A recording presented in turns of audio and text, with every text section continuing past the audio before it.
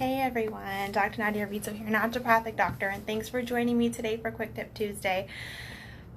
Today's tip, I feel like it's kind of a heavy one, like talking about stress. So on my, but that's not the tip.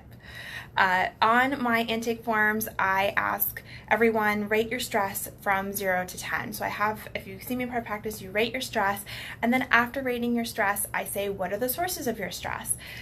And one of the most common answers that I see is interpersonal relationships. And this, of course, makes sense. We're human beings. We have human contact. We have relationships of all sorts: business, family, romantic, friendships. So, of course, this is it makes sense that it's one of the most common things that I see on the forums, and one of the most common reasons people are reporting that they're stressed. So, today's tip is communicate.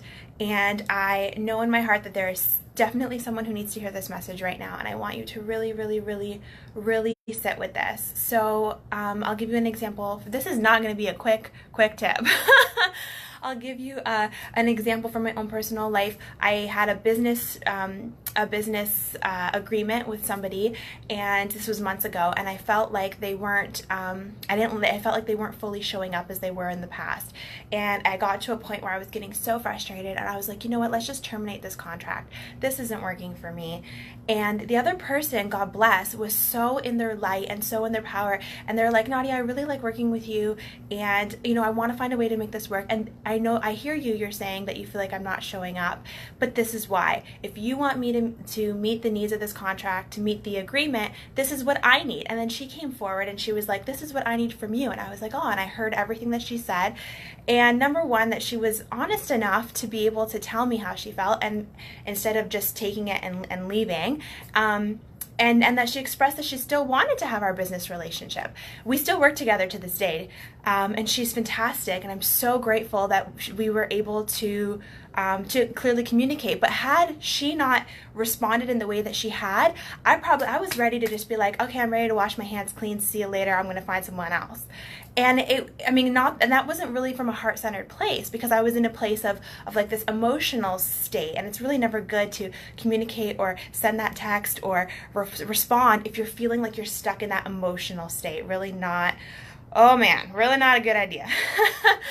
So that's the tip. Is I want you to, I know there's a situation in your life right now, be it professional, business, maybe a romantic situation, maybe a friend, maybe something with a family member, whoever it is that you feel like you need to communicate with. I want you to take the time to honor how you feel. Don't do it when you're emotional. Take the time away, reflect on it, meditate, really come from a heart-centered space, and then communicate. We always think that the other person is like cool as a cucumber. We think that we either think that they're going to dismiss our feelings, they're not going to feel how we feel, they're not going to care how we feel, or that they're already, in another place and like, whatever, screw you. And my experience has been actually they're not. A lot of times they're surprised to see that we're feeling the way they feel, and they had no idea. And then they tell us how they felt, and then we had no idea.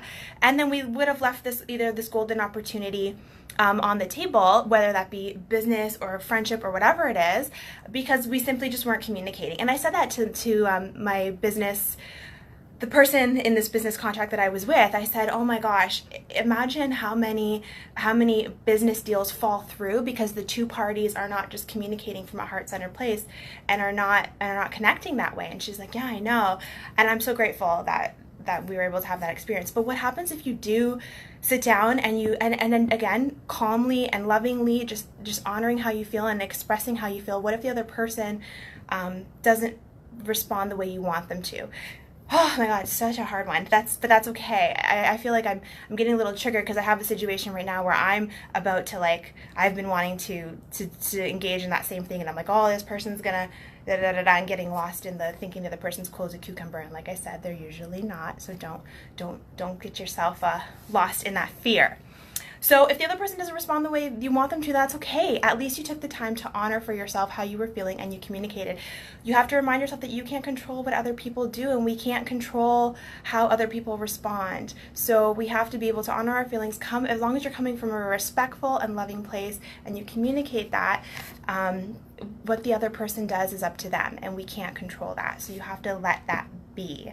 So that's the other part. So like I said, interpersonal communication is probably one of the most stressful things for us as human beings, for interpersonal relationships. So really just honor it, take the time to come from a heartfelt place, and then you have to let it go, because we can't control what the other person is going to do or how they're going to respond or what they're going to say, and we have to just let that be. So thanks for joining me for this not so quick Tip Tuesday. My name is Dr. Nadia Rizzo, naturopathic doctor, and this is Health Made Simple.